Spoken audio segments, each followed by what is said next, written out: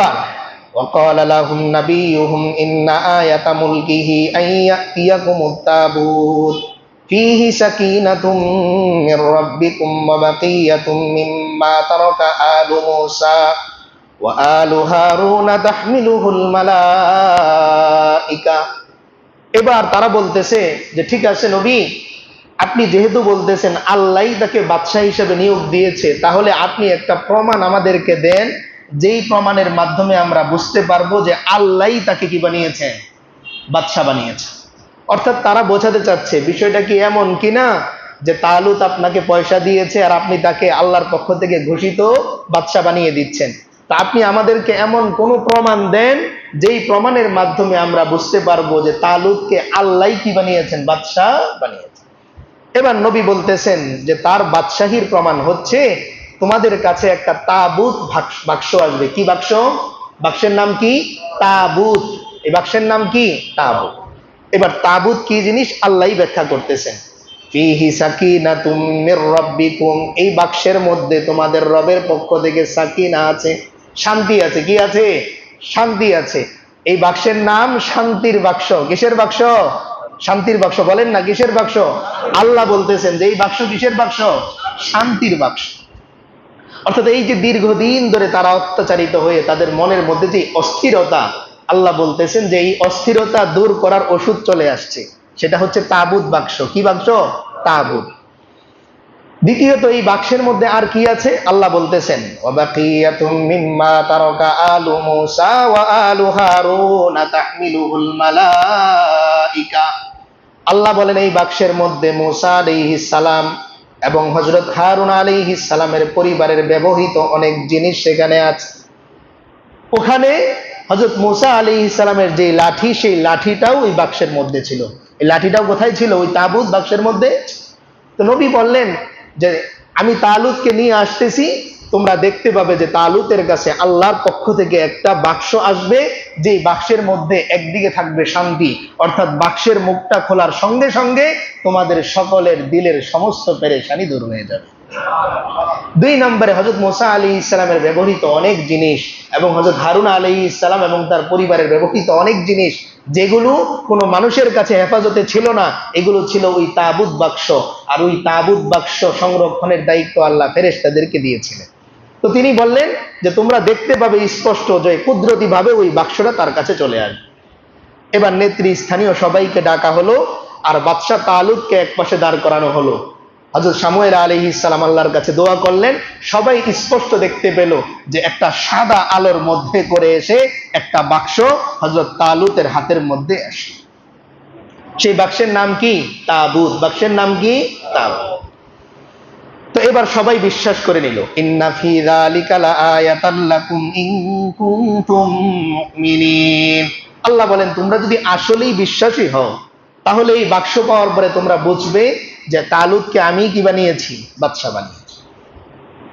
এবার সৈন্যবাহিনী তিনি তৈরি করলেন, সবাই মোটামুটি তাকে রাজা হিসেবে মেনে নিল, যেহেতু নবী যা বলেছিলেন এর সাথে মিলেছে, তো সবাই মোটামুটি কম বেশি মেনে নিল।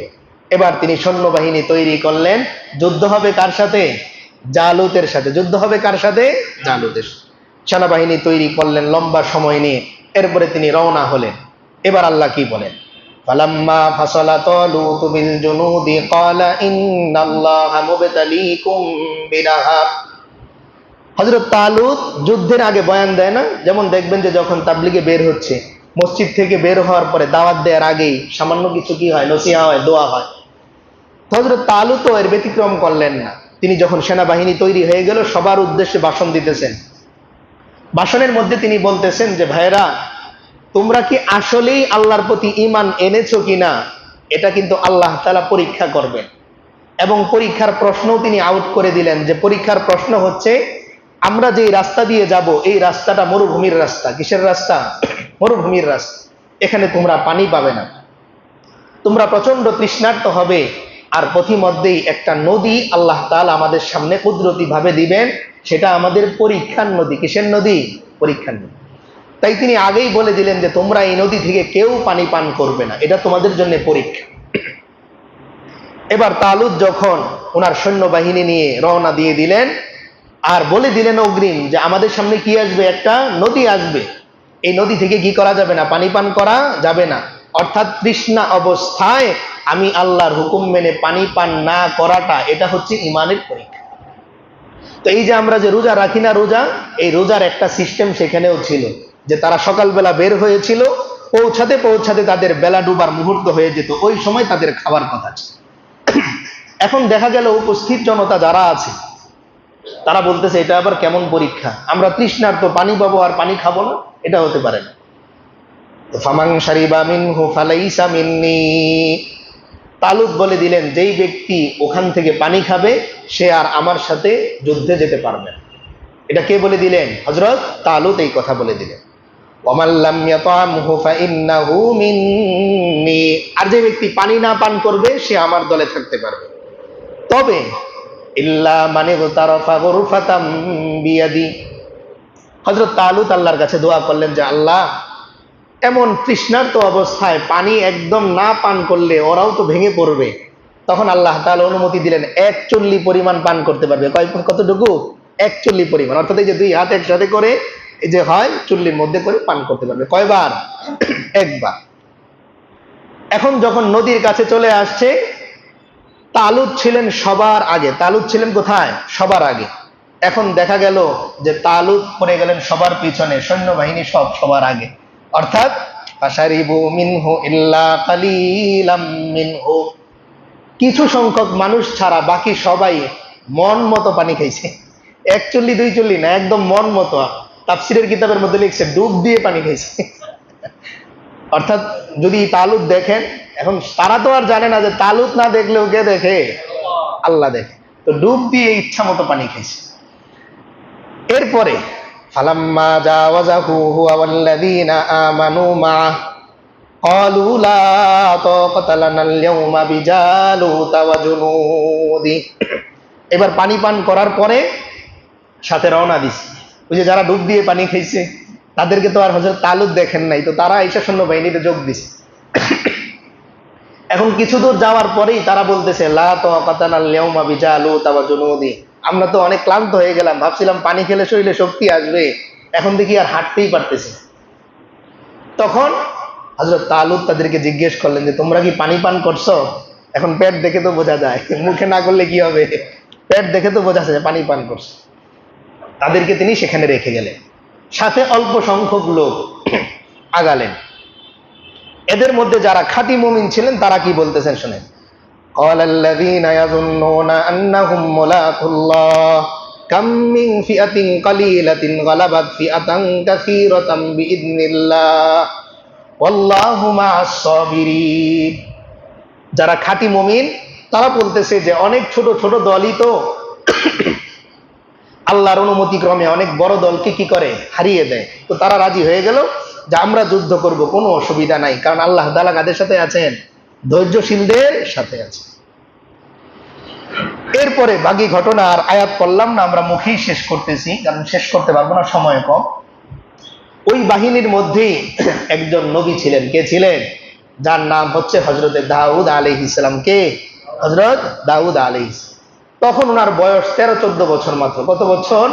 13-14 বছর। তো ওই যুদ্ধে নিয়ম ছিল সর্বনিম্ন কমপক্ষে 18 থেকে 20, এর নিচে যাতে কেউ না আসে। সেই হিসাবে হয়তো দাউদ আলাইহিস সালাম এমনিই বাদ করে যান। তো উনি লুকিয়ে চলে আসছেন, বর্ম টর্ম নাই, কিচ্ছু নাই, পিছনে উনি গোপনে চলে আসছেন। উনি আবার 1 চুল্লি পরিমাণ পানিও পান করেন নাই, কারণ ওই যে নবী হবেন, তাই আল্লাহর হুকুম পুঙ্খানুপুঙ্খানু মানছে। এবার যখন বাহিনী সামনাসামনি হলো, জালুত বাহিনী দেখে হাসতেছে, বলতেছে তালুত, এই পিচ্ছি পিচ্ছি পোলাপান নিয়ে কয়েকজন নিয়ে আমার সাথে যুদ্ধ করতে আসছো, তুমি কি যুদ্ধ করবা না এমনিই চলে যাবা? দেখো তাহলে ছেড়ে দিই। তো এবার তালুত উনি পিছনে তাকিয়ে দেখেন সৈন্য বাহিনীর সংখ্যা খুবই কম, আর সবার অবস্থাও খুব নাজুক। তিনি পেরেশানিতে পড়ে গেলেন, কিন্তু আল্লাহর উপর বিশ্বাস, উনি বললেন না, আমি যেহেতু একবার সামনে চলে এসেছি আমি আর পিছপা হব। এবার জালুত ঘোষণা দিতেছে যে তাহলে এক কাজ করো, তোমার সব সৈন্য মারার দরকার নাই, আমি একা সামনে এগুলাম, তোমার বাহিনীর এমন কেউ যদি থাকে আমাকে হারাতে পারে, এমন একজন যদি থাকে আমাকে হারালেই আমরা আমাদের পরাজয় মেনে নিব, পুরো সৈন্য বাহিনীর সাথে লড়তে হবে। এবার জালুত সামনে দাঁড়িয়ে ঘোষণা দিচ্ছে, কে আছো আসো আমার সামনে, আমার সাথে লড়ো। এখন জালুতের যেই শরীর, এই শরীর দেখে হযরত তালুতের নিজেরই ভিতরে ভয় চলে আসছে। তো উনি বারবার ঘোষণা দিচ্ছেন যে তোমাদের মধ্যে কেউ কি আছো জালুতের সাথে লড়বা? তো এবার পিছন থেকে একটা ছোট্ট ছেলে, 13 বছর বয়স। কত বছর? 13 বছর বয়স। নাম কি? দাউদ। উনি এবার সবাইকে চাপিয়ে চাপিয়ে চাপিয়ে চাপিয়ে সামনে চলে আসলেন। তালুত দেখে বলতেছে, তুমি আবার কিভাবে এই বাহিনীর সাথে আসলা? আর তুমি একটা পিচ্চি মানুষ, তুমি তার সাথে লড়তে পারবা? তোমার হাতিয়ার কি দেখাও তো। তো উনি হাতিয়ার দেখাচ্ছেন, ওনার হাতের মধ্যে একটা রাবার এতটুকু লম্বা, কি ওই যে গুলটি মারে না, দেখেন না বাচ্চারা, ওই গুলটির তাও আবার মানে খুঁটি নাই, শুধু রাবার। আর পকেটের মধ্যে 3টা পাথর। কয়টা পাথর? পকেটে, ওনার যে পকেট ছিল পকেটের মধ্যে 3টা পাথর, আর হাতের মধ্যে রাবার। এটা দেখে তালুত মাথায় হাত দিছে যে যদি কোনো অস্ত্রও থাকতো তাও তো বুঝতাম যে তুমি একজন ভালো সৈন্য। তো দাউদ আলাইহিস সালাম তখন নবী, তো ভবিষ্যতে নবী হবেন, তিনি বলতেছেন যে আপনি অনুমতি দিয়ে দেখেন না আমি কি করি। তো তালুত তখন চিন্তা করলেন যে আচ্ছা, ছোট বাচ্চাটাকে এইভাবে অসহায়ের মতন মরতে দেখবো। উনি ওনার মাথার যে হেলমেটটা ছিল, শিরস্ত্রাণ, এই শিরস্ত্রাণটা খুলে হযরত দাউদ আলাইহিস সালামের মাথায় দিয়ে দিলেন। দেখেন, নেতার মাথার মুকুট 13 বছর বয়সে কে পাচ্ছে? ওই যে নবী হবেন 13 বছর বয়সে দাউদ আলাইহিস সালামের মাথায় চলে গেল। জালুত হাসতেছে, জালুত তরবারি ফেলে দিছে, ফেলে দিয়ে বলতেছে তুমি আমার আগে আক্রমণ করো, তোমার সাথে আমি কি লড়বো, দেখাই যায় না। এরপরে জালুত আবার দ্রুতগামী অশ্বের উপরে, তিনি হচ্ছেন খালি পায়ে, জুতাও পায়ে নাই। তো তালুত বলতেছে যে তোমার অভিজ্ঞতা আছে তো? তো উনি অভিজ্ঞতার কথা বলতেছেন, ছোটবেলায় আমি একটা সিংহ মারছি, একটা বাঘ মারছি। এখন ছোট বাচ্চা যদি এই কথা বলে ছোটবেলায় সিংহ মারছে একটা আর বাঘ মারছে, আসবে না? তো তখন তালুত আর কি করবেন, যেহেতু সৈন্যবাহিনীর কেউ সাহস করে না, এই ছেলেটা সাহস করছে, ঠিক আছে যা। এবার জালুত হাত থেকে তরবারি ফেলে দিছে, বলতেছে তুমি তোমার আক্রমণ আগে চালাও। হযরত দাউদ আলাইহিস সালাম আল্লাহ তাআলার নাম নিয়ে একটা পাথরই মারছেন। কয়টা পাথর? একটা পাথর মারছেন। পাথর গিয়ে লাগছে জালুতের কপালের মধ্যে, সঙ্গে সঙ্গে জালুত ওইখানেই মারা গেছে। নাম নিছেন কার? আল্লাহ। নিক্ষেপ করছেন কি? পাথর। মারছেন কি দিয়ে? রাবারের মধ্যে দিয়ে। বাস, আল্লাহ তাআলা আল্লাহর কুদরত দেখানোর জন্য, একজন নবীর পাওয়ার কি এটা দেখানোর জন্য 13 বছর বয়সী ছেলের হাতে এই অত্যাচারী ফিলিস্তিনের বাদশা জালুতের কি হয়ে গেল? অন্তিম সজ্জা হয়ে গেল। সঙ্গে সঙ্গে তার ওয়াদা অনুযায়ী পুরো বাহিনী নিজেদের পরাজয় মেনে নিল। আর এদিক দিয়ে তালুত বিজয়ীর ভেসে আবার নিজ এলাকায় কি করলেন? ফিরে গেলেন। পরবর্তীতে এই তালুতের মেয়ের সঙ্গে হযরত দাউদ আলাইহিস সালামের বিয়ে হয় এবং দাউদ আলাইহিস সালাম বাদশাও হন, আবার নবীও হন। তাহলে এই যে আমরা ঘটনাটা শুনলাম, আমাদের ফায়দাটা কি? শুধুই তো ঘটনা শুনলাম না, প্রথম যেই পয়েন্টটা আমরা আলাদা করেছিলাম যে নেতা হওয়ার জন্য প্রথম গুণ হচ্ছে কি? এলেম। আপনি যদি কোনো এলাকায় নিজের কর্তৃত্বকে প্রতিষ্ঠা করতে চান, তাহলে প্রথমেই আপনার কি লাগবে? জ্ঞান লাগবে। সেই জ্ঞান কি? জাগতিক না। কোন জ্ঞান এটা? আখিরাতের জ্ঞান লাগবে, কোরআনের জ্ঞান আপনার লাগবে। এই জ্ঞান যদি আপনার থাকে, তো হাজার হাজার কোটিপতিও আপনার কথায় উঠবে বসবে। কিসের উসিলায়? এই কোরআনের জ্ঞান, আল্লাহর এলেম, এই এলেম যদি আপনার থাকে। আর 2 নাম্বার বিষয় হচ্ছে যে কারো যদি কোরআনের এলেম থাকে, আল্লাহ তাআলা তাকে মানসিকভাবেও শক্তিশালী করে দেয়। এই জন্য যাদের মন ভাঙা থাকে, ডিপ্রেশনে থাকেন, সারাদিনই মন খারাপ লাগে, তারা বেশি বেশি কোরআন তেলাওয়াত করবেন, আল্লাহ তাআলা দিলও শক্তিশালী করে দিবেন, শরীরও শক্তিশালী করে দিবেন। আল্লাহ নিজেই